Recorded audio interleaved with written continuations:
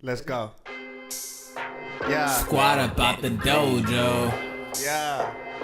Y'all don't even know what we had to go through. You know what I'm saying? Legendary. Also sold separately. Salt. Saute. Shout out to Hokage. Rolling with my ninjas and my tribe. We beat a body. Saute. Shout out to Episode Hokage. Rolling with Ground my zero. ninjas and my tribe. You know what I'm saying? Hashtag Salt Society Can we get Podcast. some applause? You know what I'm saying? We need a round of applause for the launch of the S.A.L.T Society Podcast. Thank That was an excellent cue, though. Let's get it popping, man. So you. Feel free to not today hold is, applause. today is Wednesday. What's today's date? Today is Wednesday. There we go. Wednesday, November 29th. Wednesday, November 29th. This is the inaugural address of the S.A.L.T Society Podcast. We're looking forward to many more episodes. We just sat here. It took us about 45 minutes to try Who is to us, figure bro? out. Introduce yourself, bro. Man, first and foremost, this your boy Calvin Martyr. Talk to him. Yo, cue the applause. I got my boy DJ Connect in the building, you know. It's me. And my boy Jay Nice, the Kingdom building. Jay Nice, the Kingdom builder. So yeah, it took us about 45 minutes. We were having some technical issues here. Got a little frustrated, got a little heated up in here, broke a little sweat, but here we are, and we getting into it. So Jay, you said you had an interesting story to tell us. What was that? Bro, we started with that, bro. Bro, I just after that we need a little bit of, we need to lighten the mood around here. Bro, I will say this before we get the story started. If you have children under the age of 17 with you as you're jamming this or as you're in your car, your vehicle, please fast forward a little bit through the podcast. Don't skip it. Just fast forward through the podcast. I'll try to give the story quickly as possible, bro. But this is wild. So for those who know, like my parents, my stepdad and my father, my stepdad and my mother are pastors. And my biological father is also now a preacher. Like, that's a crazy story when you think about it enough, right? Right. But my dad became a preacher after I became an adult. So it was a significant amount of time where, like, I was raised by just me and my dad. So we were living in a shelter, bro. Like, I was living in a shelter one day. Like, you ever seen A Pursuit of Happiness? That was my life, son. Like, that was real. That was real.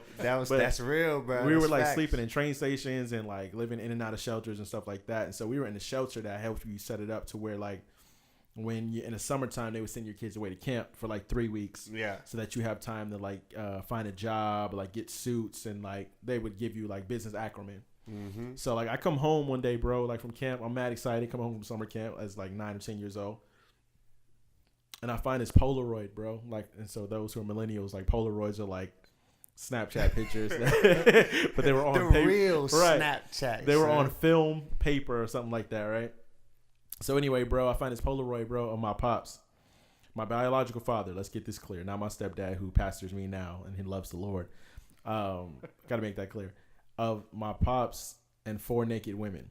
Oh my! It's my naked dad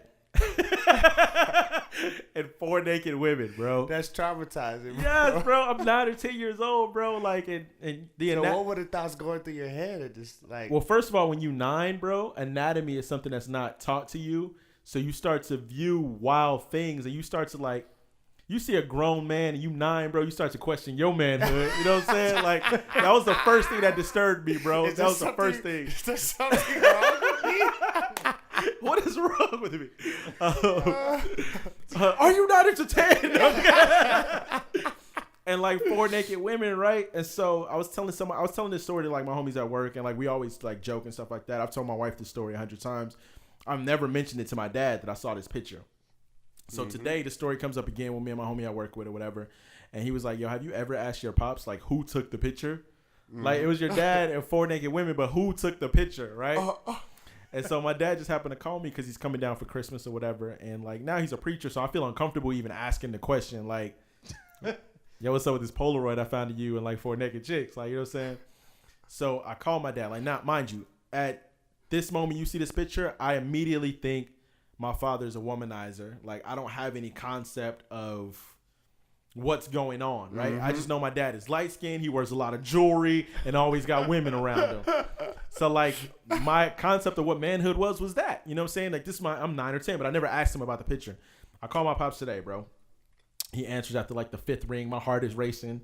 I'm like, I feel mad uncomfortable even asking the preacher this question. You know what I'm saying? So I hit him like, yo, pops, was good. I found this picture when I was like 9 of you and 4 naked women or whatever, right? My pop's first response, bro, already caught me off guard. Youngin was like, I don't remember that at all. Like, I don't. So I'm like, wait a minute. Who doesn't remember being around 4 naked women at the same time, bro? Yeah, I definitely would remember that. Right. It happened one too many times. Bro, that's the first thought I had. It was like, yo, your life is that wild that like you just around mad naked women like mad times, right? And this is not the normal. We won't be talking about naked women. No, we will not be Please talking about this. do not count us out. We will not be talking about this, but watch where God takes this. Watch where God takes this. Uh-oh.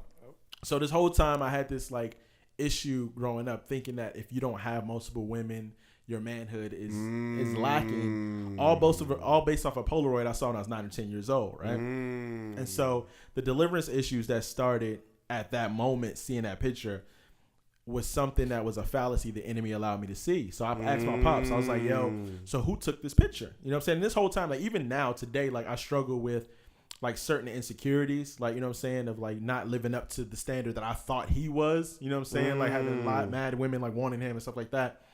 My pops was like, nah, that picture was definitely not what you thought it was. And so I'm like, do you remember? He was like, the only time that picture could have happened is I was married and him and my mom divorced when he was 28, I believe. And after that,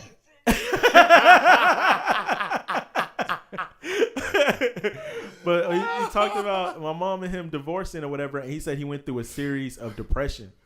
So he just started like rushing like strip clubs, like sex clubs, and like going into things where all this kind of debauchery was happening, trying to make himself feel better about being rejected. Wow. Now he's dealing with his deliverance issue, like being rejected by his wife and everything like that. I'm going through new deliverance issues, feeling like I can't live up to the standard that my father is, like all these years, you know what I'm saying? Wow. And he was like, yeah, like I didn't experience any sort of sexual confidence until that moment. So he said, like, you know, most men go through like a crazy series of like random women all through their like teenage and early college years. He was like, nah, like when I was in college, I was married. So after I divorced, I went through such a depression. I just started clinging to all these women. He was like, I don't remember that. And he was like, the only time that could have been is when I went to this one event and had this one situation happen. So the moral of this whole story is, number one, it's crazy to ask a preacher like, yo, I saw you in like 4 naked women in the picture. Like mad Creflo Dollar-ish, bro. Like, I mean, not Creflo Dollar. What's old boy? Bishop Eddie Long touching kids and stuff like that, bro. Come on. And he was like, nah, what the real occurrence of what happened is I was in a situation where I was trying to self-medicate with women, with drugs, and all of these years, bro, like my deliverance issues with women and with feeling insecure, like, and about sexuality and stuff like that happened because of something that he was already going through. Like, and that's the plight of the enemy, bro. Like, you know what I'm saying? Like, let me magnify this. Generational curse. That's exactly it, bro. Exactly it. Talk about it. And so this whole time, bro, I thought he was a womanizer, and he was like, nah, I was super unconfident and super insecure after the divorce. And then I'm sitting there looking at him like, nah, like I can't live up to my pops. You know what I'm saying? Like, so it started off like a funny day. Like I'm calling this 60-year-old preacher like, yo, I saw you with like 4 naked women, son. Like, how this happen? And then it ended up being like this incredibly deep spiritual, like now I know what to pray for to ask God to root out of me. You know what I'm saying? So that's a lot. That was a little heavier. That was heavy, right? That was heavy. I thought it was gonna be funny, bro. That was a little heavier. You don't think that's funny? You find a picture of your pops and 4 naked women right now, bro. Bro, hey, I would say, bro, I'm gonna tell y'all. It was funny at first. I don't know if my dad's ever. I don't know if my dad's ever gonna listen to this or watch this, bro. But not everybody. One time, like. I was traumatized, man. Like one time, man. I learned my lesson about knocking on the door. Like, so I go like knock on the door. You might find your daddy knocking on the door. My parents never knew this. My parents never known this. I go to in. I don't even remember what I was asking about. But of course, like I rushed in, and they literally never saw me. My dad's like laying on the bed, like trying to. He's like on the bed. He's laying on the bed. He's like, come on, babe. Come on, babe. My mom, her back was turned. I was like, No. Fail. Bro, check I was this out. traumatized. I had the same insecurities for a few months. Yo, that's like, one thing. Is something wrong with me? Yo, you know what's even crazier? It's like once I had kids, I was like, I would never let them see me nude. Like I became super like I don't want to give them body image issues and stuff. Bro, here's a crazier story. Like that's why I never take my shirt off. Bro, you would give me body issues if you took your shirt off, bro. Like people look mad hating on me. Like, I go with our friends and stuff and be like, everybody, all the guys are just like mean mugging me. I'm like, dang, bro, haters gonna hate, bro. I'm not trying to sound like. Nah, we know what you're trying to sound like. You know what I'm saying? Like, no, I just go and I feel like what are you saying? Uncomfortable. I feel just like, why is everybody looking at me? And it's like, what are you not saying? In a positive way. Like I feel negative. Like, am I fat? Like what? I feel you. What are you saying? Bro, one time I thought my stepfather and my mom were getting at it, bro, and I heard like heavy breathing. And then the door opens, bro. My dad's working out, and I was like, "Oh, thank you, Jesus." I was like, "Thank you, Lord." I feel like what you call it, like I don't remember what movie that was. Like, get off my mama! Yo, S.A.L.T Society podcast will not become this. We will not stoop this low. This is crazy, to such bro. debauchery. It's only our first time. I know, bro. right? What is going on? Yo, tune into the S.A.L.T Society podcast where we talk about orgies and preachers having sexual relations. Hey, what show was that? Which one? Sex outside of marriage is great. and then you're like, and then everybody just it's the paused, worst. And it's and the you're like, worst. But this is. It's the worst. Yeah. Nah, bro, Real edited that clip, man. Hey, shout out to This Is Real. Shout out to This Is Real. Yep. Shout out to This Is Real. Our brother. He likes to set people up with sound bites. Facts. What was that? Facts. I set him up with that dab. Like, which one? I took Pyrex's dab and I just threw it in a set randomly. Oh, for real? Maybe like dab, body dab. bags, dab. Yeah. Shout out to This Is Real. This Is Real got a project out right now called the Roaring Ear EP. You can stream that joint everywhere that major music is distributed. And also, Connect started off with the track today from our man Darnell Parks. Got a new song called Tribe Vibe. A whole shout out to like the anime scene with what's the name of that cartoon, bro? Naruto. Yes, sir. Yes, sir. So man, shout out to him, bro. Shout out to great music, bro. Great music. Hey, speaking of great music, bro. Speaking of great segues, bro, and great segues, bro. It has nothing to do with music. I just realized this story. Have you heard of the so you know everybody knows about Flint and the water. Do you know that there's a town right here in Texas? Yes. That hasn't had water in like 3 decades, bro. No, I didn't know that. Play that. What's that story? Bruh, this story. So it's called America's Dirty Little Secret. It's a city called Sandbranch. It's a small, poor, largely African American community just outside Dallas, but its residents have to rely on charitable donations of bottled water, bro. That's for crazy. basic things like bathing. In 2017. I know in Dallas, outside of Dallas. And the crazy thing is, bro, the South Dallas water treatment plant is literally feet from the walking distance, bruh. It's right there. The South Dallas water treatment plant. I got a better question, and I hope I don't It's come off across of 45. I know exactly where that is. Bro, Sandbranch, bro. They don't have running water, bro. Bro, I got a question, and like I don't want to sound insensitive when I ask it, but like, why do you still live there? Where's the leadership? But you know what? Why would you? There's a pastor that lives there. You know, it's like one little church. Like most of the residents that grew up there, and actually, they had like a population of like 500. It went down to like 100. But there's people actually moving there for the cost of the cheap land. I see. Bro, land is key. That's what you want to own. Key, that's bro. What you want to own, bro. That's like how you win in chess. Yes, man. I heard that's a good point. That's a good point. But I heard a dude that I work with, his pops just owns his liquor store in the middle of New Orleans, and they won't sell it. Even though they're not selling alcohol out of it anymore, they just won't sell the property, and they keep asking for astronomical prices because they know what that land is worth and the value Someone will of buy it. it soon enough. That is a fact. That is a fact. But how does that happen though? It's been magnified in recent times because of the flooding in Houston and the issue. So now the aid they usually get people kind of forgot about them. But how do we fix these type of problems? How does this exist in 2017? And we're gonna talk about the hot topic of the day. You know what I'm saying? We're gonna talk about that in a second. I got an answer to that. The issue. What's the answer? Connect, please. Well, help us out. First, let's get more than 3% of the population voting in your local elections. That's a good point. That's a good point.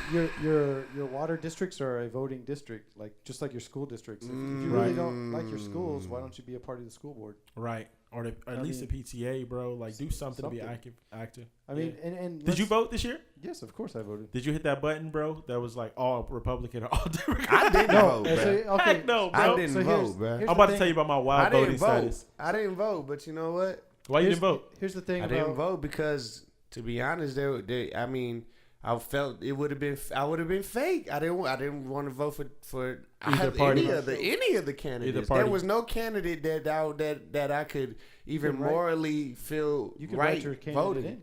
I mean, you know what? From now on, I'm telling y'all now. From now on, I'm putting myself every time. Calvin Martin for president. If you want to see change, Calvin Martin for president. I got a list of demands. Here's the key about it, right? So primary elections, only 1% people vote in the primaries. That's crazy. So then you don't do a proper background check or do your vetting process. So like either way, you're Republican or Democrat or whatever, there's different people that are better qualified. Like for instance, the state of Texas. If you're a Republican, you're almost a shoo-in in certain areas. That's a fact. To be in the school district. But I was looking at the candidates in like our school district, but where was the qualifications? Like one was like he was a engineer or something like that. There was no education background whatsoever, just because, and that's the key is like 80% of the tax money is spent locally, like the water issue. They should be voting on that. There should be, and it's just not just the residents, but the leadership, local leadership as well. And it's unfortunate, just like here in Killeen. The whole bankruptcy issue and all that. Hey, bro, don't tell people where we're recording at, bro. In case we say something that they want to come and get us, we don't want them to find us. Central Texas. No, but we're not in Killeen. but what I'm saying is like the city undisclosed council location was siphoning money.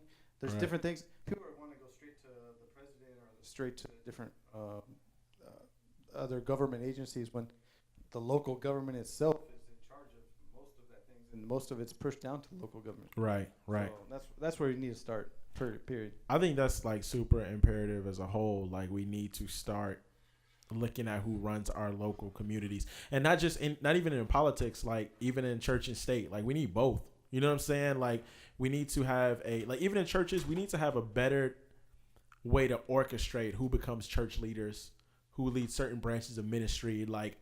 And we need to have a voice in our church. And if you think about it, have our church have a voice in our local economy.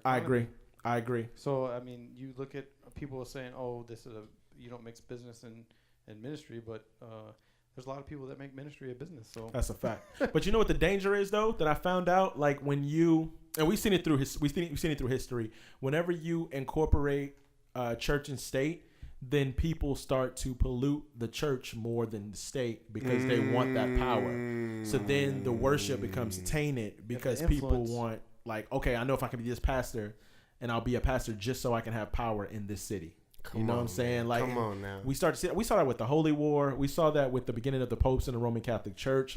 That's even biblical though. If you go back, if you look at Eli's sons, you know what I'm saying? That's a fact. And that's a fact. Offering strange. It actually even a lot of times the sons of great men of faith, their sons, were perverting the power and where they're taking from the offering and basically pimping the people. And it was the fathers that was held accountable. You look at the Pope back in the day; they had more power than anybody in the world. That's the point I'm getting to. Initially, the way the Roman Catholic Church was set up to be successful, bro. But once you saw there was power in it, they were like, "Nah, I got enough money to buy the Pope position." Yep. Because and what people don't know, mafia is centuries old. That you know, is a fact. when you actually know the Columbia. history of church the church history, you had mafia families setting up the posts. You had simony, which is a term that's called selling of ecclesiastical offices, where you could buy being a bishop, you could buy being a deacon or whatever it is in the church, because the church became powerful when you got people giving land, giving money. Then when the Pope can excommunicate the king, you know, it's a very, very desirable position, and it hasn't changed. You know, that's why it needs being to be being power, the church, that the power the church has is a political power, especially the Roman Catholic Church. When they control 1/6 of the world, you know, the Pope is over 1 billion people that follow the Catholic religion. Yeah. He controls like 1/6 of the. That's why you see political leaders meeting with him. Yo, you know who I want to have? Voice. I want to have somebody on this podcast one day. I want to have this guest by the name of Jennifer Fulwiler. I've been on her show a couple of times. She's on the Catholic channel on Sirius Radio, and bro, they give her the hardest. Have you ever listened to it? Connect? I haven't listened to her, but I mean, what does she catch flack for? Channel a lot. Bro, I'm about to tell you. So first of all, like, she's like a 6-foot white woman, red hair, who loves hip hop. So in the Catholic Church, like, already they consider her a heretic, bro. Like, they trash her. And what's even crazier is, like, she keeps bringing me and the Saga on her show. And she says that when we come on her show, we get the highest ratings and the most people have the most positive feedback about the situation. Wow. But the thing is, like, the Catholic community as a whole, like, tries to dog her and drag her through the mud. But, like, her view on religion is so different because she came in as a Gothic atheist. Wow. She didn't know the Lord. She didn't desire the Lord. She has a book called Something Other Than God. Shout out to Jennifer Fulwiler. I'm going on her show. Shout. Yeah, I'll be on her show December. Follow her on social media. That is a fact. Her social media is nuts, bro. Like, every time I go on her show, I get like 30 people request me before I leave. I think I saw that podcast. I think you posted on. I did. I posted her podcast, bro. But she has a book called Something Other Than God, where she talks about, like, coming from, like, a complete atheist mindset, and because of that, she views religion and faith and outreach way different, and that's why she brings us onto the show. But she has such a knowledge of the Catholic Church outside of what we see in our local community. You know what I'm saying? Mm-hmm. And, like, we're not. By the way, none of us on the podcast are Catholic, but, you know, shout out to. But those are our brethren. There are. My family's background is Catholic. There are Catholic people who love Jesus. That's a fact, bro. There's a documentary called Tougher Than Nails, where this dude was a Bible-toting, tongue-speaking Catholic, and he utilized songs from Cross Movement for evangelistic tactics. Like, you know what I'm saying? Like, because the fact of the matter is, at one time, Christendom, you know, that's a whole nother conversation. But at one time, we were all Catholic. You know, there's something called the 99 Theses nailed to the door of the church by Martin Luther that started the split. And now we're where we at now, where we have 40,000 plus denominations. But at one time, Catholic meant one. We were one unified church. So when we look at where Catholicism is now, yes, there's a lot of, you know, not to offend anybody, but it's just facts. If we can say questionable. There's some questionable practices. There's some things, you know, that if you look, you know, get to researching in, you're like, why do y'all do that? You know, the Eucharist, and you know, we're not gonna get into it, but at one time we was all one, you know. Yeah. So, you know, maybe we can get back to there. There was Christians, and then there was Jews. And that was pretty much so that's a perfect opportunity when we talk about the oneness. Okay. Right, of the church. Okay. We were having this conversation before, you know, off air, like, where are we at right now in CHH? Like, CHH, Christian hip hop. Yo, stop. I want to pause for a second. Where are we at? This has been less than like 15 minutes, and we've talked about orgies, politics, and religion. Like, in less than 15 minutes, bro, we've escalated. Somehow we've segued pretty That is a fact, bro. Hey, you got your Facebook up? Pull up that that Brady Goodwin post today from. Okay, yeah. So, like, my favorite, I think the greatest Christian rapper. I don't want to say my favorite, but the greatest Christian rapper, in my opinion, of all time. I don't mean by personality. I just mean skill set and doctrine. Is Fanatic, which is also known as Brady Goodwin. And so, like, he helped to found the Cross Movement, which was you got it. You got the post. Yeah, I got it. He helped to found the Cross movement, which was at the time the premier platform for Christian hip hop music, and they were our voice for maybe a little under a decade. That's who we all wanted to be like, and if you weren't with them, you didn't have an outlet. You know what I'm saying? But Fanatic posted something today. Yeah. Fanatic posted something today, and it was dope. And he when he captured it. What's up, Fi? What's up, bro? What up, cuz? So Calvin, go ahead and read that joint, bro. Okay, yeah. So again, he said this is a post by Fanatic on this was yesterday. Okay. And yesterday morning he posted this. He said, while checking in via text with the faithful Christian who raps yesterday, Dayton Barrios made a comment that broke my heart and almost brought man tears to my eyes. Shout out to Dayton. CHH is godless, bro, he said. I mentioned that I had been hearing rumors of what certain rappers have grown comfortable doing in their personal lives, and in particular, backstage at their shows. Straight facts, he said. Straight facts. I've seen it with my own eyes. Often, we use the term CHH to refer to Christian rappers and other rappers that Christians should have no problem supporting because the artists are godly and lovers of God, just minus the music ministry, and some of them even manage to sneak in ministry nonetheless. Many of the artists in the second category would rather not be lumped in under CHH. However, they still want/need the support of CHH Pause fans. right there. Pause right there. I think that's a lot to dissect. For that minute. That's so a lot. We know, because all three of us are in Christian hip hop ministry, we know and we've seen brothers who are faithful to the call of God, who love the Lord and are part of the ministry for the sake of glorifying God.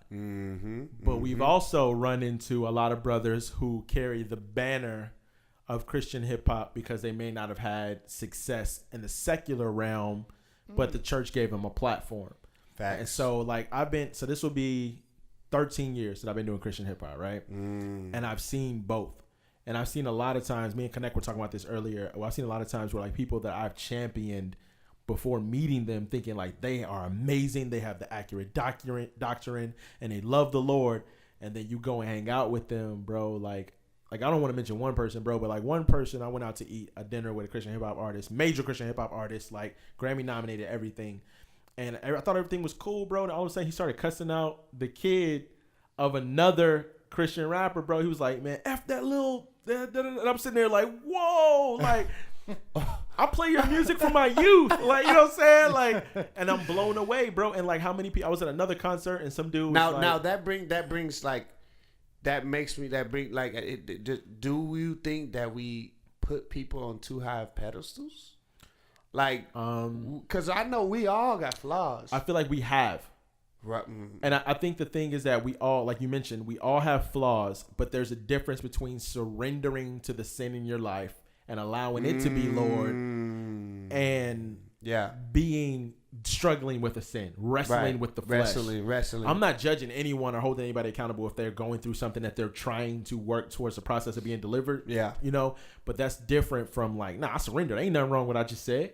Like, you know what I'm saying? Right. Like, and even if you take away Christianity, bro, cussing out somebody's kid, just morally, that's is wild. Like, yeah. Even Paul says, like, for those who don't know the Lord, they'll be judged by the law of nature. Woo. Like, the law of nature says rape, murder, and cussing out somebody's kid, like, is wild. In prison, if you rape a child and go to prison, the other criminals are like, nah, we gonna get him. You know what I'm saying? Yeah. Facts. So it's a different way we look at it. So go back to the article, bro. Yeah. Okay. So he says, they still need the support of CHH fans, but no matter what. I'm going to interject, and accept Christian awards and Christian platforms and Christian venues, even though they don't want to be classified as Christian. But keep going. Hit him with the... I just watched that today. Hit him with it. Hit him with it, Connect. You got to hit him with it. Hit him with the sound. But no matter what title an artist claims or does not claim, the question remains... What should fans of Jesus do when their favorite rappers begin to live licentiously? That is a $20 word. Do we even care? Question. While one category still makes strong claims about Jesus and his lordship, they still face the danger of failing to strive for the holiness they rap about. Right. They use godliness as a means to gain. The other category has stopped making strong claims in order to not be held to so high a standard, and so that if they ever fall, they can't be held accountable by fans. This was actually stated as a reason to drop the Christian title back in 2012. Rappers in both categories are in danger. And we'll stop it there because he gets into shouting out. That's what I wanted. Shout outs. I wanted the shout outs. Okay. Yesterday on Instagram, Jay Monty announced via analogy. Yeah, that's a great brother. You know what I'm saying? Met him in person. What was that? Was that last year? Last year, 2 years. Well, we've done a couple things. A couple things. Jay Monty's a solid brother. Definitely very, very humble. Announced via analogy that CHH as a tiny house is filled with tenants who have stopped paying rent, but still get the benefit of having the roof over their head. Don DeMarco. Bro, that's real. They have a room reserved somewhere inside this small space. More importantly, he announced his plans to address these bad roommates. This could be referring to both categories. Haven't heard it, but I look forward to this release this week. I pray for artists like Eshawn Burgundy. Shout out to Eshawn, one of the greatest lyricists in our culture. Also a super humble dude. All time. Yes, bro. He got to be in top 5. Like, if he's not in your top 5 lyricists in Christian hip hop, like, you're nuts. But is that like Burgundy the Wood? You said what? Burgundy the Wood? Yes. Is Eshawn Burgundy his real name? No. Burgundy is for the Burgundy blood of Christ. Eshawn is his real first name. Yeah. His I real learn first name something is new Eshawn. every day. Bro, I'm trying to help. You know what I'm saying? We educating out here. We educating on the S.A.L.T Society podcast. Okay. I just like TSO is totally sold out. Yeah. Shout out to TSO too. Fire. That's fire. I didn't know that. So I pray for artists like Eshawn Burgundy, Dayton, Beautiful Eulogy, Bizzle, Street Hymns. Pause. Though you don't just skip through Street Hymns' name, bro. I was about to say shout out to Street Hymns. Street Hymns. Yeah, you got that joint? Yo, shout out to Street Hymns. Hold on. That's our bro. That's our society family, bro. Hey, that's family, cuz. He gets a shout out from the OG fanatic. We ain't gonna just breeze through that. We gotta shout out to Dre South. Put in your thinking caps. Hey, bring that back. I'm the type. Hold on. Pause it, bro.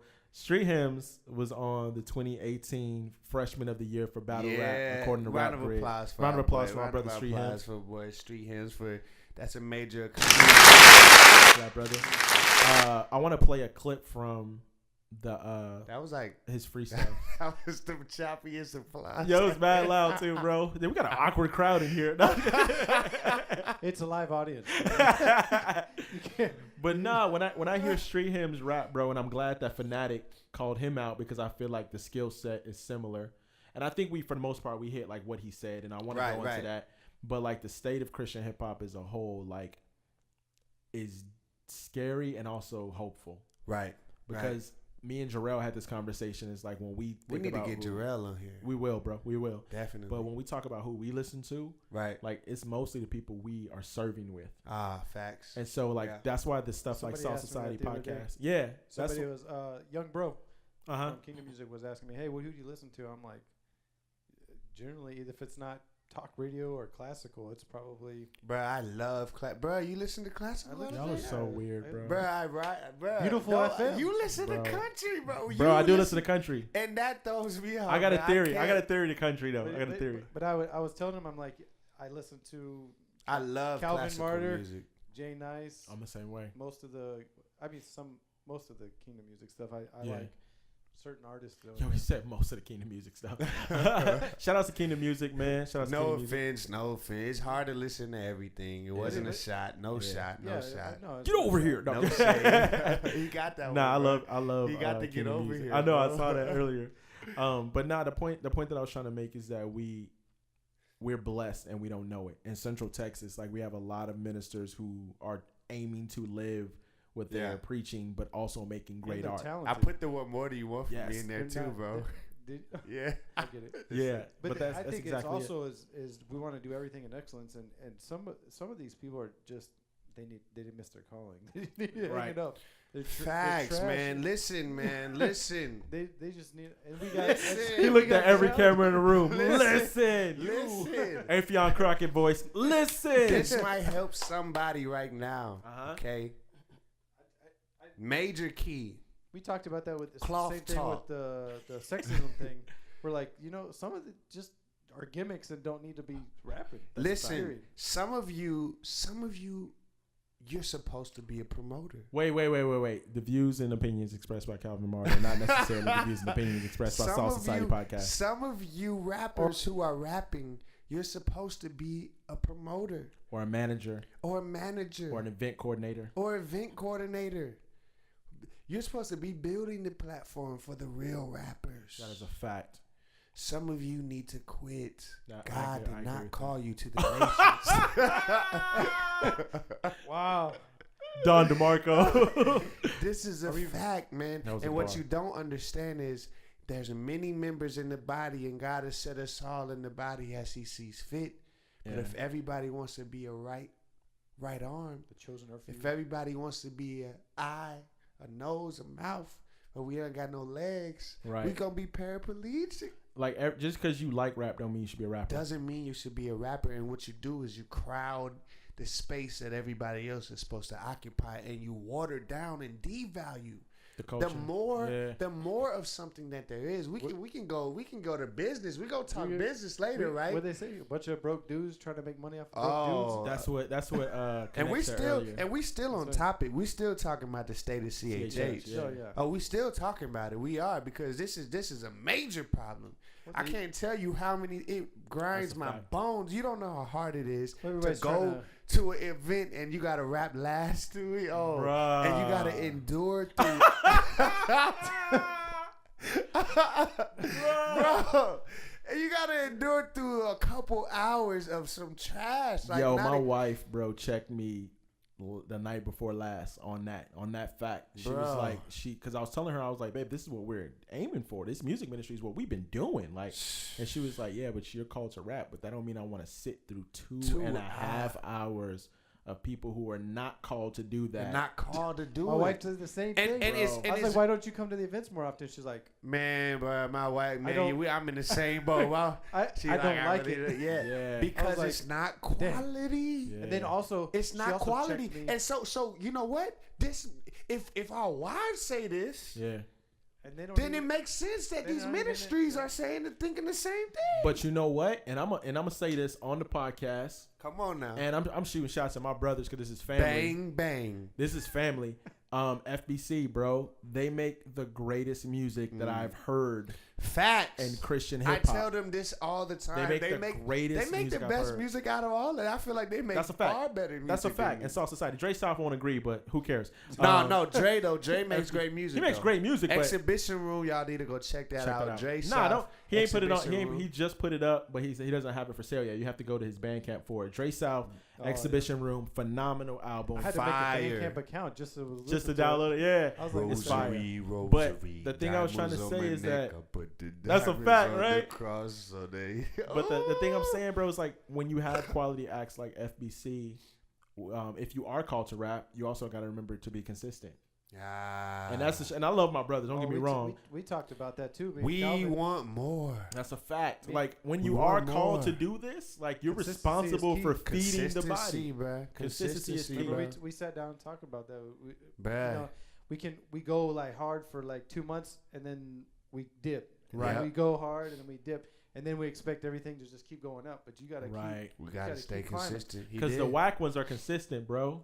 The godless ones are consistent. And they get money and backing. That just makes sense to me. Bruh, they get signed. They get all that, bro. Bro, I'm going to say something crazy. Even a $5 prostitute gets $5. Wow. You got to think about that, bro. Yeah. Like, even the like, we got to let that breathe. Like, I don't even know that. Know what that means. But, bro, meaning, like, even the most debased job that we can think of, right? The most disgusting job. That we can think of. Like, even a trash man can make $80K a year because they're consistent at doing what they're doing. Like, so you can be terrible and consistent and still make a living, but you're also causing a damage to the culture. Or you can be great at what you do, not consistent, and cause a damage to the culture. Well, the other thing is, my wife called me out on this too. Like, shout out to Bella Therapies. Bella Therapies. Make sure you support. I was listening to different music and stuff like that, and I was giving her a hard time because she always listened to K-Love and all this other stuff. And then she checked me. She said, "Well, what's the difference between that rap and the other rap? Because I don't feel edified when I'm listening to that." because I was listening to, I'm not gonna name artists or whatever, but and she can tell me when she listens to a song that edifies her or she feels the spirit in it, she likes it. Yo, Aha say he don't listen to Hillsong over here, bro. Hey, Aha's very interesting. I heard about him a few years ago, but I didn't start listening, with the Free Barabbas project, and then but his latest stuff, I've been jamming it, just taking it in. Yeah, his versatility is amazing, and the fact that he produces all this stuff. I don't know if he's still producing all this stuff now. Very melodic. But that's the thing, like he's a great artist. Yeah, I went and We're gonna get to the Street Hymns clip. Yeah, that's the point I'm getting to, and that's why. Hey, he says some lines. Aha bro. brings that full circle because Street Hymns, Aha, Bangs, but and Keyshawn Furlough from the same. That boy said, "Got so much in my head, I feel like an improper fraction." Bro, I put the trill and ventriloquist dummy. Like that's hard. Yeah, bro. yeah. So anyway, shout out to Street Hymns. That's the point we're getting to. Aha, Street Hymns, Bangs, Keyshawn, Dre S.A.L.T out of the same camp. Mm-hmm. And Street Hymns was just nominated for the Freshman 2018 for Rap Grid. Facts. And so we wanted to play his acapella that he spit on. So go ahead and drop that. That's love. That's love. Just play the whole thing. It's like a minute. Bro, I had to stop when I was listening to it. I had to stop. Put in your thinking caps. I'm the type make you bring it back.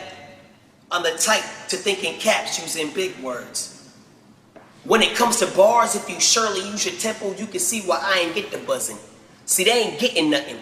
Shirley Temple, tap into my mind, you should get a compass. North, south, east, Mitchell, west. See, both parents put the pen to something, so it's in my genes that got handed down. If I brainstorm, I can get the flooded. If I'm hunting, bang, bang, bang. Call me Sentry, cause I keep it gunning. If discussing, tick, tock, bang. Call me Sentry, I keep it 100. In battling, I could face cards with the greats, but y'all still think I'm bluffing. They ain't fond of me, but I'm still something like a goat. You can call me Mr. Tumnus. Slow and steady, I ain't with the rushing. Take my time, cause I'm living it vigilant. I have a limit to pills off a limitless. If I do it when I did it, it's diligent. They say I'm only a lyricist that cannot kill a hit. Ain't full of puppets, they're limited. Keep on talking out the side of your mouth, dummy. I put the trill in ventriloquist. I listen to Aaliyah when it rains, I'm missing you.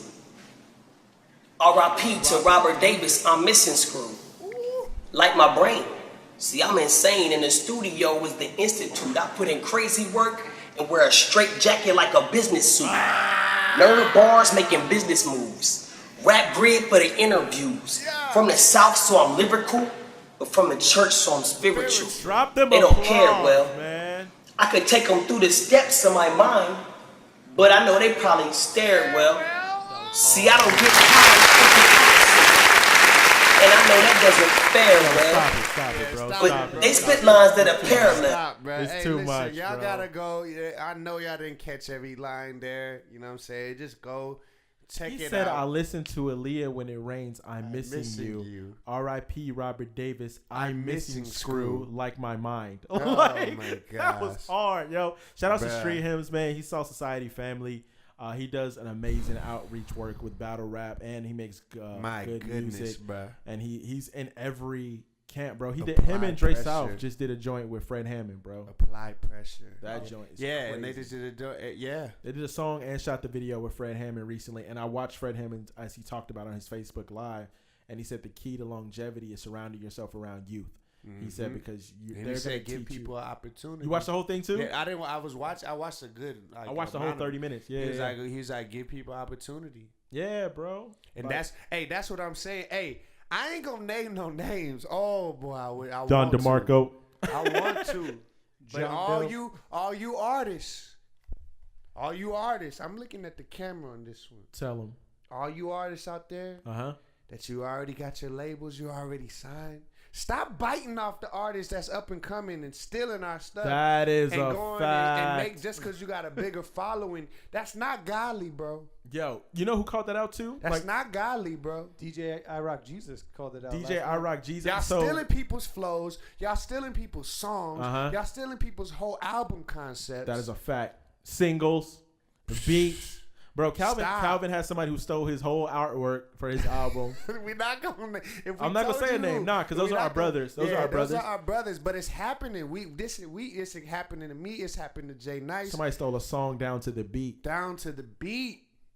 Crazy. Stealing hooks. They're like in the body. Like we still, mind you, we still talking about the state of CHH. We ain't never got off topic. That is a fact, bro. We still here. Like. So it really, like, what's the main problem? What I see is the main problem is there's no UINTY. Bro, it's a fatherless culture, though. Like, we're trying to present the father of the universe being the God the Father to a generation who grew up without dads. So we don't understand structure. We don't understand submission. We don't understand manhood. We're like, it's a hard culture, but we're still called to it, and it's still necessary. Like, minus Christian hip hop, I did not understand the gospel. I did not understand leadership. I didn't understand how to submit to a pastor. God used Christian hip hop to teach me these principles. Christian hip hop made me study. When Flame dropped that album, Rewind, and he had that song with all them big words in it, bro, and I was like, what is exegesis? Like, I had to go and study those things. Like the word of God says, study to show yourself approved. A workman needed not to be ashamed, rightly dividing the word of truth. Like, we have to King make James sure. version. You can't get that. You can't get that feeling with the message Bible. That's a fact, bro. But shout out to Jarrell again, because he had he had made a post asking, like, talking about, like, do y'all like what y'all feel about the message or whatever. Actually, one night, like when the message like first came out, like we did this. Me and my homies was at the house. We did like this side by side comparison. Yeah.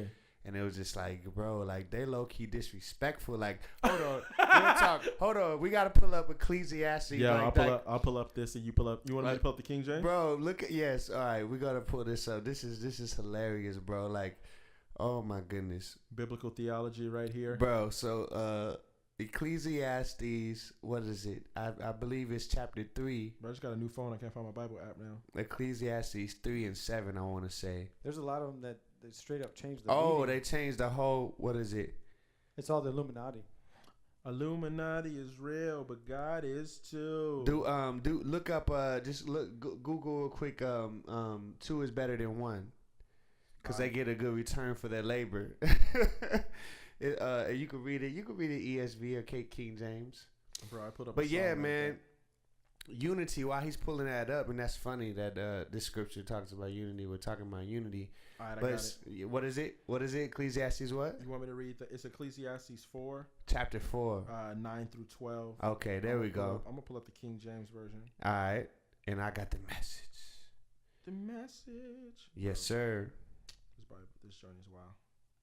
But you want to do New King James or King James? King James is fine, brother. All right, bro. You know how I learned how to read better? It was read the King James Version. Bro, why is this doing this to me? Why is this doing this to me? What do you want? You said you learned to read better by reading the King James Version? Yeah, I started learning, like you said, I had to look up different words. I had to look at different. There it goes. You know,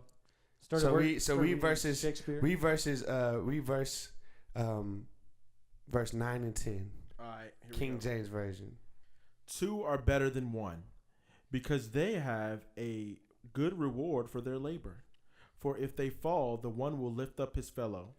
But woe to him that is alone when he falls, for he hath not another to help him up. Keep going. That's it. Perfect. Message translation. It's better to have a partner than go it alone. Okay. Share the work. Share the wealth.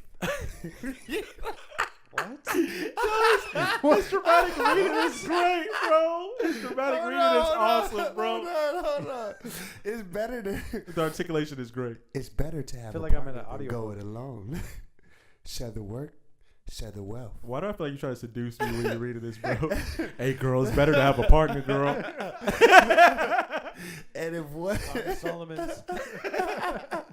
And I wonder what Song of Solomon reads like in the message. I'm gonna have to look that up tonight, bro. That's probably comedy like a mug. And if one falls down, the other helps. Okay. But if there's no one to help, tough. Bro, the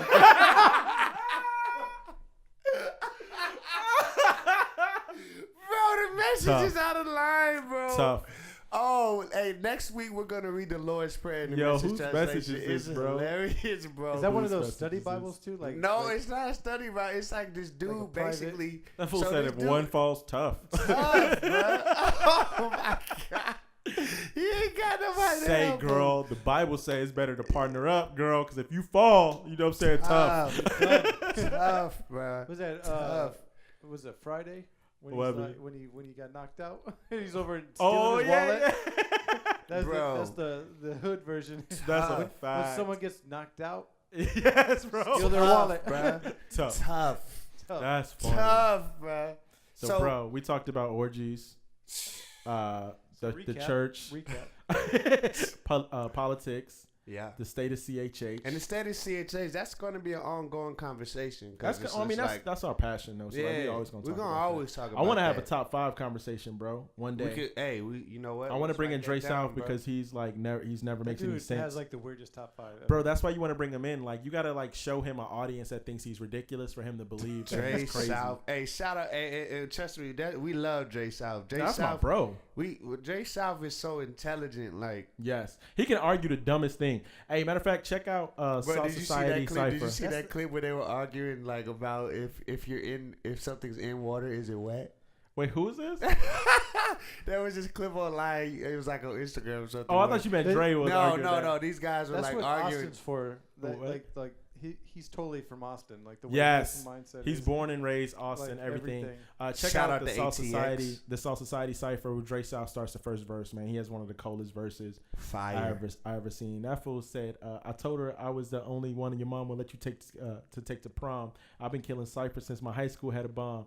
Win, win, win. Like I was taking too long." Like, his thought process. He said, "They used to say I couldn't rhyme like I'm orange. I got it, but don't show it. Like I keep it up in storage." Top Like, 5 in CHH or top 5 rap period? Both. Give me both. Give me Okay. 5 and CHH, I like his line bro. where he said my crew's married and Oh yeah, Two half of my crew is married fathers who stay with their baby mamas. Half of us didn't have fathers. We stuck it out still regardless. Like that's a hard line, bro. Facts. Hey, by the way, I killed Dre South and R Swift on Dre South's song, and they will not admit it for the life of them, bro. Sistine. oh, I heard They will that. not I admit heard it. that That's one. 16 Chapels. Yeah. Yeah. But Dre South's album is great. In the most humblest way we could say that. Nah, yeah, it's amazing. Like I think, but that's what I'm saying. Like You Central gotta do Texas has everything so much with talent. excellence. You gotta Yeah. do everything with excellence, and there's nothing wrong with having a great quality product to put out there because, you know, when CHH began, let's be real, like they were just rewrapping Facts. secular songs and making Right. it their own, and not necessarily a bad thing, but at the same time, if you're gonna do that, be quality. Right. Like, and I blame technology too. It's too easy to go down to Guitar Center, buy a recording studio. How we doing on time? quote, How we unquote. doing on time? My Oh, curfew is yeah. in about 30 minutes, so we need to. Oh yeah. We're married men over Gotta get here. home to our ladies. My wife wants to Netflix and chill after this. So, Whoa. Minus the I had to look up Netflix. I had to look up the meaning of that. No Netflix and chill. I was like, what the? I was We like, trying to Netflix I'm and too chill. old. I'm too old. Look, like- but my Netflix account is canceled, girl. Man, I'm too old for that mess. I saw that in a battle rap the other day. He was like, "You remind me of just Netflix. You got no chill." Oh my. Oh, I think that was Briggs Belvy when he was battling We Street doing Hymns. this top 5 or no? Not right now. We're gonna do it next No, time. no, Oh, no. okay, Top yeah. five. We'll definitely segue into that next week because I got notes. I I got got to a write out. controversial Okay. list too. For your top 5 Yeah. CHH artists, Yeah. give us Or one. or just in general. Give us one just to tease it. just to tease it. Yeah, bro. Like one off the top of my head. That you think is gonna be insane, like that it's gonna be controversial. Current or in the past? Give me both. Just so Just give me whichever one you want. Okay, I think that what's his LG Wise. We're gonna have to bring this conversation back next week. Yeah. LG Wise. I respect him for what he's done, but I want to hear your argument on this. Yeah. We definitely for me. I got to put thought into it because we had to break it up. Like, no, because personal influence, we can't. I don't think we should do it off of that. It should be off of body. But there's a lot of. I mean, we could.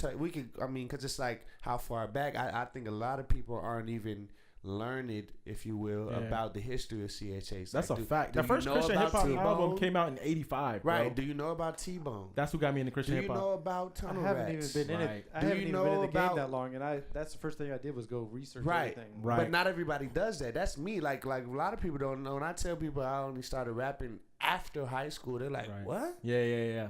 What? Like I did not grow up on hip hop. The first hip hop mixtape that I listened to was The Drought 3 by Lil Wayne when I was a senior in high school. Right.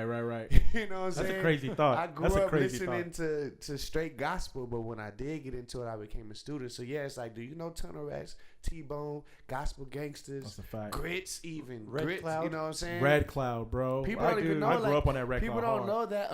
What's the song? My life be like, ooh, is it Grits? Grits. And that was all over MTV like crazy, bro. My life be like, that's a Christian. Or people don't know that Toby Mac started with a Christian hip hop group, bro. DC Talk. Like nobody talks about. So that's definitely Don't Care Talk. That's definitely gonna be a great conversation next Yo, and week. if Toby Mac is in your top 5 Christian rappers, bro, like we have a different conversation for you. I think he can be top influential. Yes. Lyricist? It's the opposite. Remember that song? That's like putting KJ52 up there, man. I don't know. KJ52 can actually rap though. He can rap. He can rap, but especially his last 2 projects, like he can rap his behind off. This is a whole. So I respect him as a human.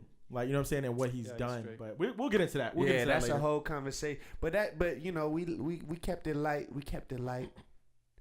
But we got to talk about the topic of the day. The hot button issue that's in the culture. And y'all gonna have to educate me too. Bandwagon activist. Y'all gonna have to educate me, bro. Slavery in Libya. Okay. All right. So Jay Nice, you didn't know anything about this. You just want to be educated. I saved it for the podcast. I want to be educated by the S.A.L.T Society podcast. So I'm gonna let my brother DJ Connect lead because many of y'all may not know. Retired military veteran, done a lot, seen a lot. Send me applause for that. Even bro. and even had personal experience in Africa. And seen some things. Right? So I just want to hear your perspective on this, bro, because there's the idea of there being slave auctions taking place in 2017. Well, I showed my son the video. I had to make sure that he understood like where we really are. Bro, you mean the NFL draft or no? No, that's not the slave auction y'all talking about. That's a different conversation. Donald Trump said the inmates running the prison, bro. That actually wasn't Trump. That wasn't Trump, bro. That was the Houston, Texas owner. Oh, my bad. Look at that. Everything gets put on Trump these days. He says so much. My phone is off. God dang it, Trump.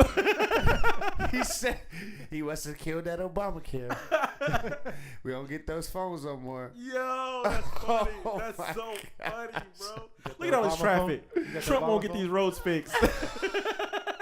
They blame him for everything, bro. But he does. He sets himself. He opens himself up. If it wasn't for him, Sidenote wouldn't got fixed. But man, here you go, bro. Let's hear this conversation. If it wasn't for Trump, LeVar Ball sudden still be in China right now. Shout out to the Ball brothers, bro. That's another. Write that down. I want to have a conversation about that. I am an advocate of the Big Baller brand, bro. Oh my god. I am an advocate, bro. Like I'm two down. knuckleheads going bro, in. Are you gonna, that's all that is. Bro, are you gonna pay $500 for the shoes? Though? I am not that much of an advocate. But I will buy the Ball jersey. I'll buy that Lakers jersey, bro. That's about as far as I'm going. Bro, LeVar Ball. To the end, LeVar Ball, bro. You need to hire a designer. Like them shoes broke down in the first game. He wears somebody else's shoes now? Bro, he started selling $200 slippers. Yo, stop hating on LeVar Ball, bro. LeVar, I know good and well you're designing those shoes yourself. Yo, LeVar bro. went out there to LA, bro. Team, nah, bro. yo, I watched the reality show. On YouTube? Yes, bro. I've seen every episode. A young king from the church told me about the LeVar. I've seen every episode. He said that it's dope. He said the kids at school, he's like, they have a huge following. He's like, it's really interesting. Bro, first of all, like, he lets the kids design the shoes himself. It's just that the manufacturers of the shoe are terrible. Yeah, bro. that's what it is. But like here's what I like about LeVar, and like I didn't want to talk about this today. Like I kind of want to save it for later. We're supposed to be talking about slavery. Yeah, in Africa. bro. Well, we talking about slavery, bro. He's slaving them kids. No, Let's get back to that. We'll talk about LeVar Ball. We'll talk LeVar about Ball LeVar. How did we even go from slavery in Africa? Let's go. We got LeVar Ball as a knucklehead. Okay, we'll write that down. Yeah, LeVar Ball. Wait, no. I just put. Father? That's not LeVar Ball's the son, right? Now LeVar's the dad. Oh yeah. I put BBB, and that doesn't stand for Better Business Brand. This big baller brand, cuz. We'll talk about that next week for sure. Facts. So Sherry, we're just gonna let Connect lead it off and share his heart on really this whole thing. We'll just get it kicked off, and I have a feeling this is not a topic that that's gonna die down anytime soon. Well, it's a topic that hasn't started yesterday, so let's just get that out of the way. Facts. So, Libya, I don't know if you guys have heard of Benghazi. I don't know. Yes, sir. A little thing called the Clinton scandal. Yeah. Back when Obama wasn't in Africa. Educate me, King. Okay, so Benghazi, we were over there trying to kick out the leader because the Muslim.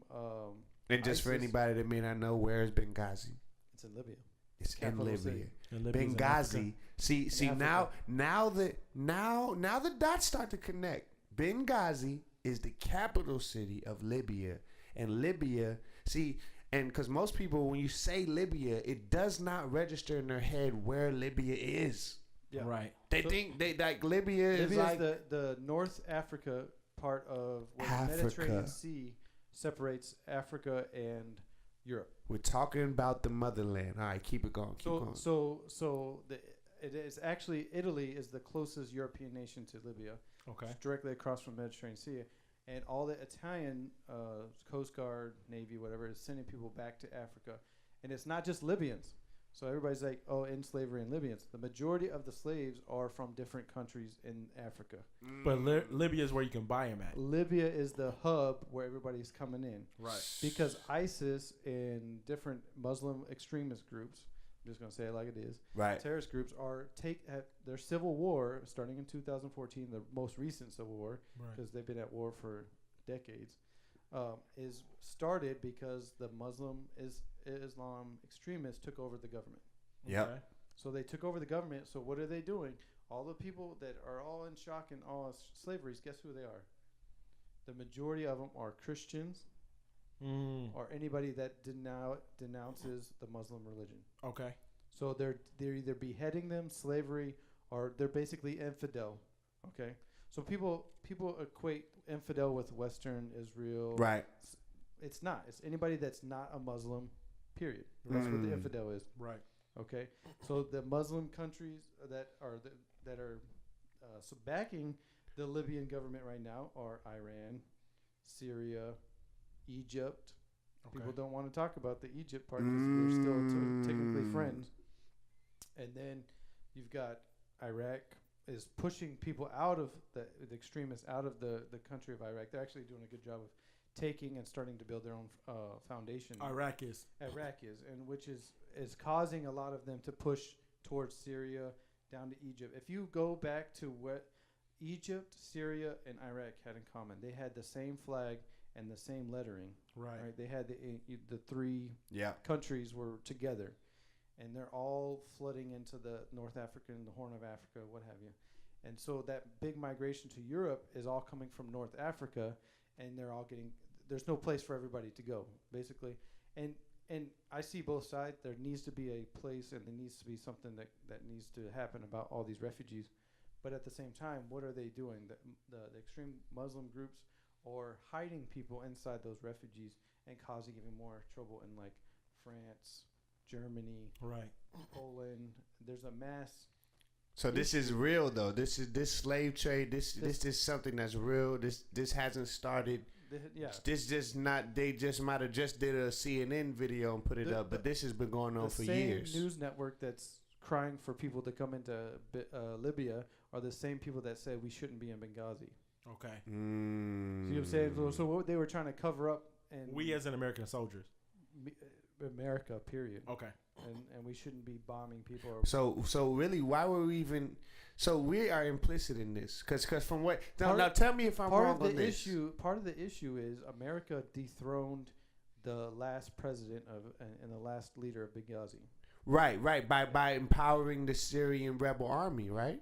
We trained them. We sent in special forces to train them. That's something so totally different. That's in Syria. We Syria. were training the rebels. But they are who became ISIS, though, if I'm understanding correctly. No, it's two different groups. What became ISIS, or an extreme part of Al Qaeda, which think about that extreme part of Al Qaeda. Right. Al Qaeda is an extreme group, and they're even more.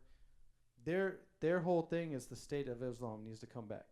The State of Islam being like every law that Islam, the Quran preaches is what we live by. Yeah, I want to say something about the Quran, but like I don't want to get shot. But they've been empowered by us, though. Weapons, training. We left all the vehicles in Iraq. I seen the fields. You've seen them. I've served it. I know exactly where all the Zedis got killed. I went there. I've been to that mountain. I've been all over those places. The problem with that is we didn't leave a structured foundation for the Iraqs to be successful. Okay. Because we are always trying to pull out too quick. The same thing happened in Vietnam. What happened in Vietnam when we pulled out? The North Vietnamese came back and took over the entire country. Right. So now it's a communist country. Period. Mm-hmm. The only time we didn't do that is when we just called a ceasefire in Korea, and we're still in Korea to this day, since the 50s. So how has this enabled this slave trade to thrive and be sustained in 2017? What's enabled the slave trade to be even able to exist is the problem we have with, we want to fight certain parts of the Muslim extremists, but we don't want to fight all of them. Because to me that points to there has to be some kind of we have to be profiting with all the power and all the ability we have to go in there and stop this. Well, we aren't profiting because what's resources besides diamonds and stuff like that in Libya and what have you in Africa? Oil. No, there's no oil in that part of the country. There's in the Mediterranean, but we don't use that part. There's no oil in Libya. So why don't we stop this? Why? How can we stop it? We were supposed to be stopping it, but because of public backlash and the whole cover up of Benghazi and everything like that. So what happened in Benghazi? Basically, we were there but not supposed to be there. We were there trying to help out and what have you. Have you seen the movie 13 Hours? Yeah, I saw it. I just saw it posted. I didn't see it yet. You need to see the movie 13 Hours. It's pretty accurate, and it was helped by people that were actually on the ground, and they told the story about what happened. Basically, what it is we're so worried about offending people and politically correctness, and maybe not this time because Trump is completely the opposite of what was going on. That literally, he's a Trump supporter, by the way. I am. He's a Trump. That's a whole other. I got so many Trump jokes right now. We're gonna move on. A whole nother topic. Next week we're gonna roast. We'll connect. We're gonna roast him. Yo, you know what's funny about roasting though is like I don't need no facts. Like, I just but I'm saying Connect is clearly more educated about the subject, but my jokes are still gonna fly. But the thing is, like when the Secretary of Defense, who was Clinton at the time, didn't pull the trigger. We had soldiers ready and able to save the embassy and what have you. But they didn't want to do that because of public backlash. They tried to play it off. Can I pause you right there? Sure. So then that does mean that there is a financial backing. There has to be, bro. That's the only thing that makes sense. If they're afraid of public backlash, that means that we're going to pull. The only that's thing what I mean. The only thing that makes them, the only thing that makes them afraid, the only thing they respect is money. That's the only thing. But we're the financial backing. If you look at all those UN rice bags, it has "Made in America." But let's be clear, though. We in this room are not the financial backing. Like, so how do we are as taxpayers? Guess what we're doing? We're paying farmers not to farm or to farm extra stuff, and we're paying the farmers, and that's what the export of like pharmaceutical drugs or have you ever seen that Iron Fist?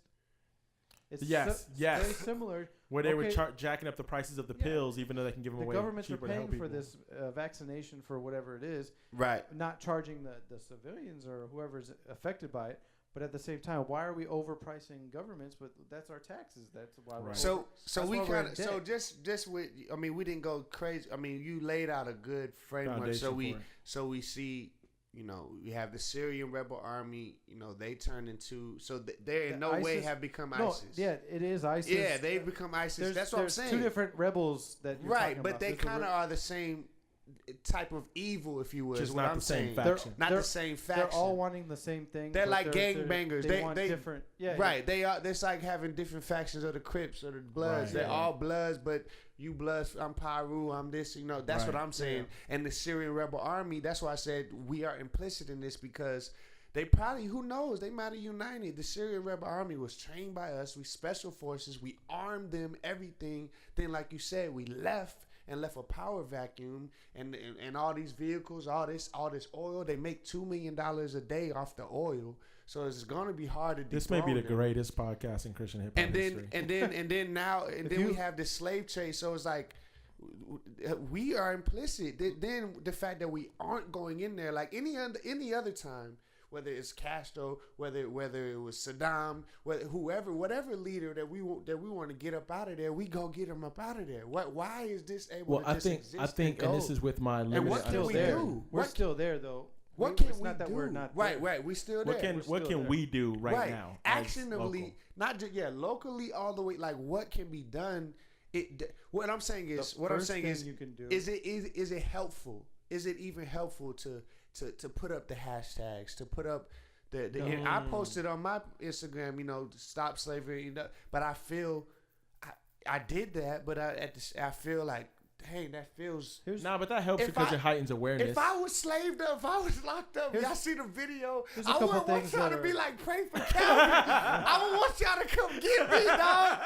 I'm real talk. I wouldn't care about your prayers. I want action. But here's the thing, though, is like that hashtags create the awareness for the people who are in power. So even if we can't save Calvin, we can save your son.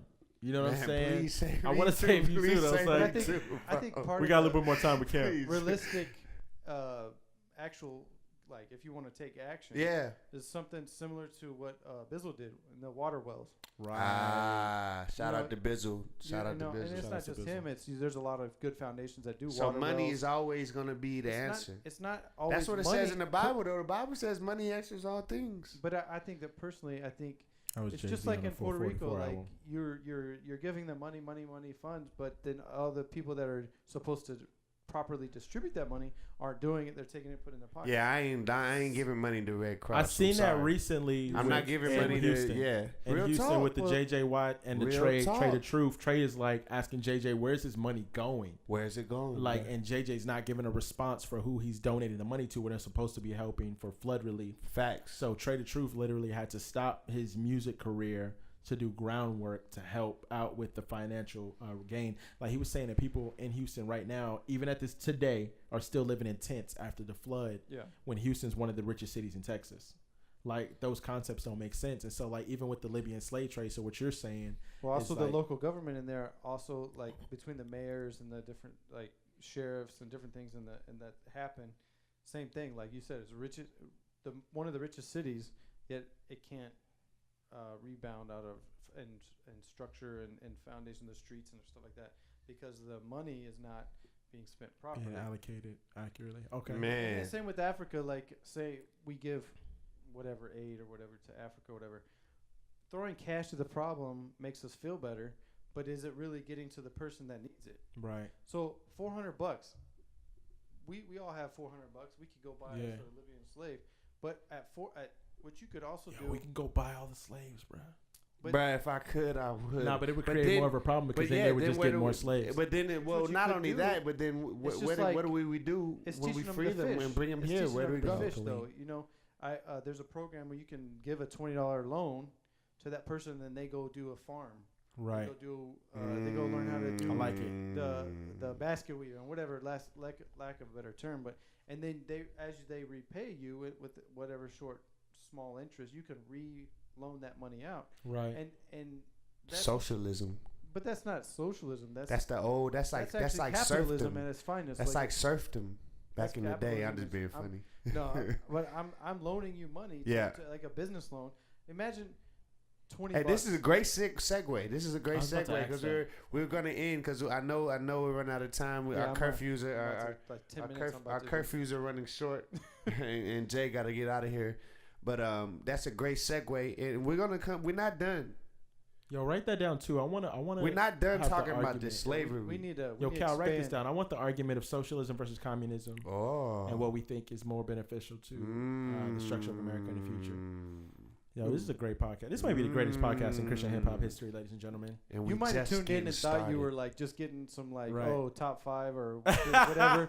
but we're gonna give you that. We got some knowledge dropping down. Supreme art life teaching. That means that we it's for the culture. Oh yeah, I think we forgot to talk about that. SALT Society, Supreme Art Life and Teaching. So SALT Society it started off as really a concept years and years ago, before we even officially announced SALT Society, making up of myself, Calvin Martyr, Jay Nice, the Kingdom Builder, Dre South, Chris Bell, who Dre South and Chris Bell make up the Resistance, and we got FBC Click, which is my boy Chill and my boy Darnell. The 6 of us make up the SALT OG 6, is what we like to call ourselves affectionately, of the SALT Society, but that's the microcosm. But on the macro scale, from Corpus. On the macro scale, the SALT Society is an ideal, and if you are a Bible believing, a truth heralding, walking in love individual, you are the SALT Society, if you so choose to hold that banner, because the Bible is based on Matthew 5:19, 5:13. Sorry, you are the salt of the earth. But if the salt has lost its flavor, why is it any good anymore to be trampled on? You are the light of the world. City on the hill cannot be hidden. Like, we really believe that the gifts and talents that God has placed inside of us, we are the salt. Salt back then, the context in which Jesus told that parable, they would have understood salt to be what preserves. Back then, salt was the refrigerator. Right. Salt was how they kept food to last. Like, salt kept everything from going to spoil. And it was their economic backing. Like, it was the way they use gold now, they use it was salt and if you had spices. Salt, you was the man. So salt. Salt, cuz. So to know that, to know that we are the very thing that have sprinkled throughout the culture, sprinkled throughout the earth, things won't go to spoil. That's why we say it's for the culture. So we will be doing you a disservice in ourselves if all we talked about was, not knocking any. I mean, I don't even want to say any topics, but if we just kept it trivial, if you will, and didn't try to endeavor to, because all we want to do is start conversation. If we can get people thinking for themselves and taking what they hear in this podcast, actually, and talking and pausing, looking it up, fact check us.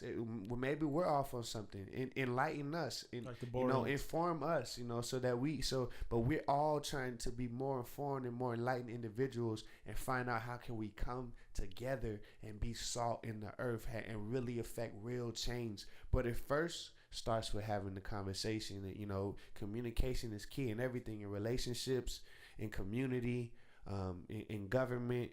It's all about communication. So we're just trying to start these dialogues so that we can grow better as a people, as humanity. So that being said, with Christmas right around the corner, most of y'all just spend all your money at Black Friday, Cyber Monday. We want our brother to connect. We're gonna end with a nice little financial segment here. Yeah. So just give the people, we're gonna keep it light today, just give the people a few easy ways. Give them an easy way to save money, because they're about to spend a lot.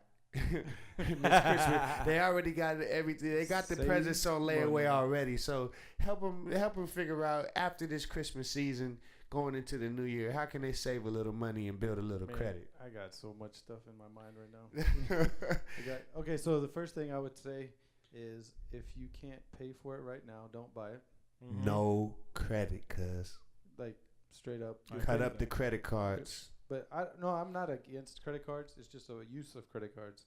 We'll get into that in a different podcast. But anyways, so I think the primary thing to do right now is to think about ways to save money. Okay, so I was spending way too much. We'll say $300 a month on DirecTV last year.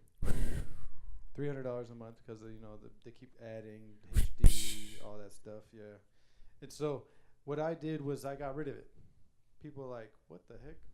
And people thought I was going broke. I did too last year. I got rid of cable. First off, Fire stick. First off, I look at it a couple ways. Okay, investment versus product. What we're producing out of. Okay, so I'm wasting time watching DirecTV, flipping through the channels at stuff that wasting hours of my time when I could be producing a track or doing something else that's more productive.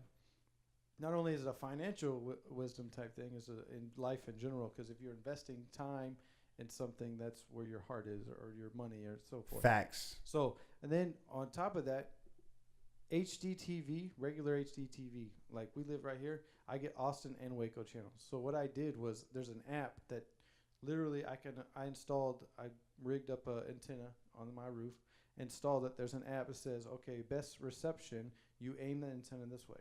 Wow. So literally they have the apps and everything already set up, so you can just go up there, $40 on Amazon, one-time purchase. You can buy HDTV for 60-mile radius.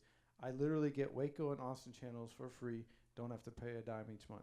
I love it. On top of that, Hulu now uses, what about sports and all that stuff? Well, I'm a big sports fan.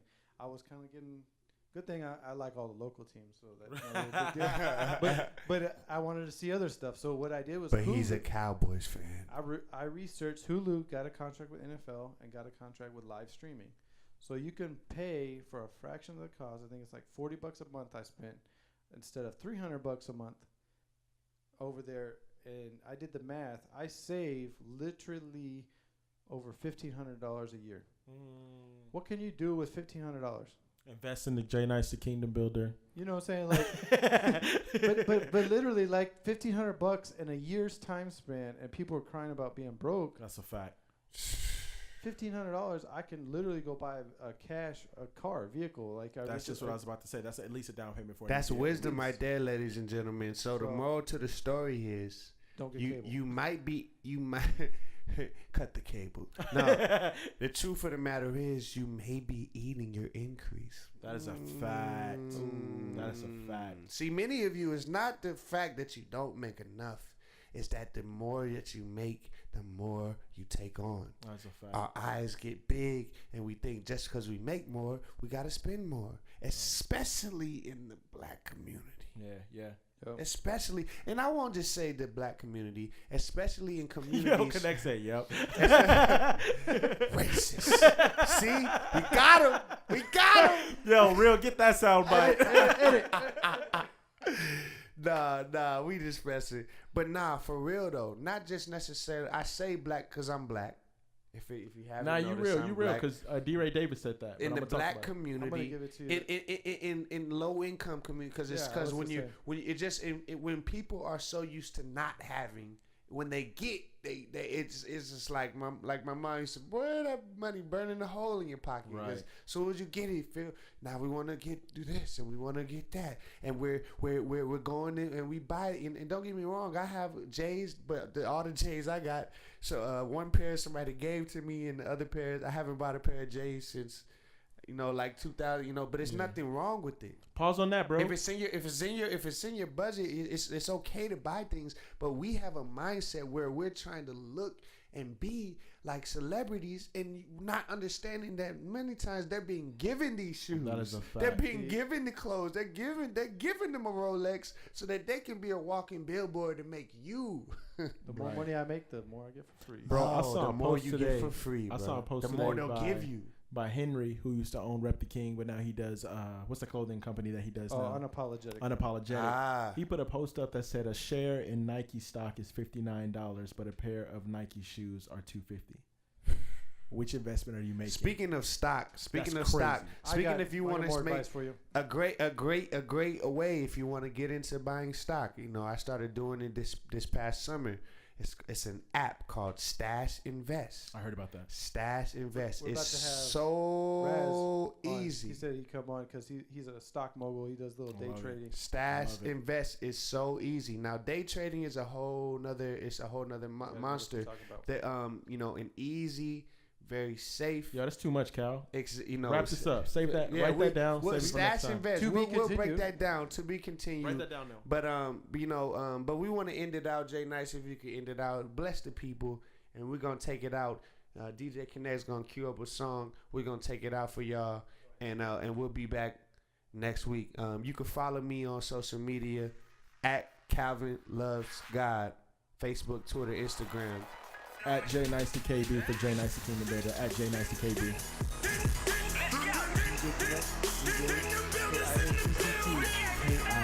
Bless the people, cuz. All right, hallelujah, Lord God. Thank you for everything you've done tonight, Lord Father. Everything you're going to do with the SALT Society podcast. To every listener, Lord God, I pray that they may be delivered, set free, and accept you as their Lord and Savior, and that they will continue to increase. In Jesus' name we pray. Amen. Let's go!